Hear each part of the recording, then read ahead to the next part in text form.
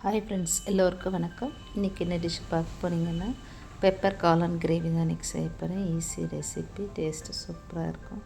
இதே மாதிரி நீங்களும் ட்ரை பண்ணி பாருங்கள் ஃப்ரெண்ட்ஸ். வாங்க வீடியோக்குள்ளே போகலாம்.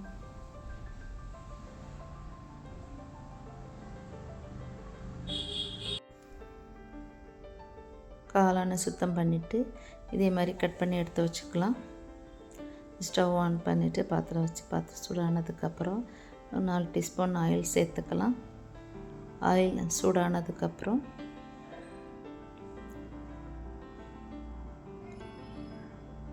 நீல வாக்கில் கட் பண்ணி வச்சுருந்த வெங்காயத்தை சேர்த்து நல்லா பொன்னிறமாக நல்லா வதக்கி எடுத்துக்கலாம்.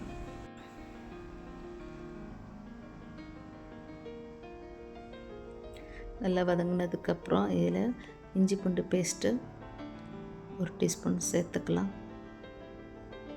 சேர்த்துட்டு மசாலா ஸ்மெல் போகிற வரைக்கும் நல்லா வதக்கி எடுத்துக்கலாம்.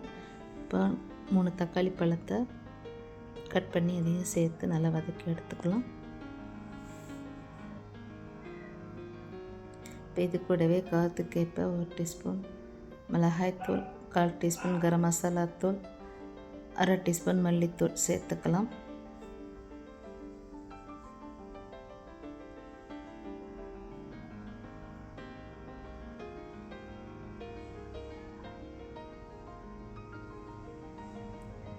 சேர்த்துட்டு நல்லா வதக்கி எடுத்ததுக்கப்புறம் கட் பண்ணி வச்சுருந்த காளானை சேர்த்துக்கலாம்.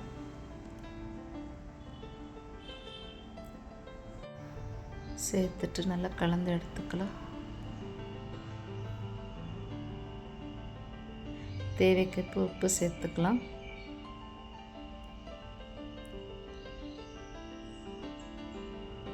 சேர்த்துட்டு நல்லா கலந்து எடுத்ததுக்கப்புறம் இதை ஒரு மூடி போட்டு ஒரு 10 நிமிஷம் வெந்து வரட்டும். இது காளானில் தண்ணி விடும், பார்த்து சேர்த்துக்கோங்க. கிரேவி பதத்தில் வேணும்னா இப்போ மூடி போட்டு வேக வச்சு எடுத்துக்கலாம்.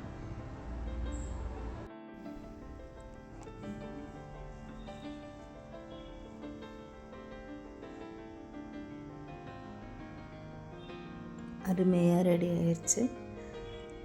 டேஸ்ட்டு வந்து சூப்பராக இருக்கும். இப்போ இதில் 1 டீஸ்பூன் மிளகாத்தூள் சேர்த்துக்கலாம். சேர்த்து கலந்ததுக்கப்புறம் 1 நிமிஷம் அப்படியே அடுப்பில் சிம்லேயே வச்சுருங்க. இது ரச சாதம், சாம்பார் சாதத்தோடு வச்சு சாப்பிட்டா அருமையாக இருக்கும். டேஸ்ட்டும் சூப்பராக இருக்கும். சிம்பிளான டிஷ்ஷு தான். இதே மாதிரி நீங்கள் ட்ரை பண்ணி பாருங்கள் ஃப்ரெண்ட்ஸ். இந்த வீடியோ பிடிச்சிருந்தா லைக் பண்ணுங்கள், ஷேர் பண்ணுங்கள். ப்ளீஸ் மறக்காமல் சப்ஸ்கிரைப் பண்ணிக்கோங்க ஃப்ரெண்ட்ஸ். ஓகே, பாய்.